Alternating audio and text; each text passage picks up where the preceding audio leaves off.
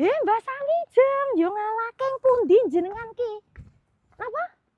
Oh alah, kula bareng kene Bu Teguh. Nggih. Nggih. Ajeng ten nggen pundi? Ajeng pundi? Ah? Oh, nggene rayine, nggih, ngatos-atos le. Gek nitih napa sampean? Oh, nggih. Pripun? Jilbabe kula.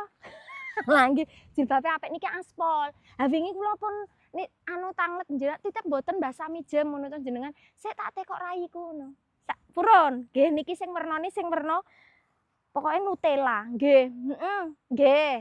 Nggih, Mbah. Kula nggih pun dinteni kali ibu-ibu. Nggih. Nggih Mbah Sami jem. Mbah Sami jem. Nggih atos-atos.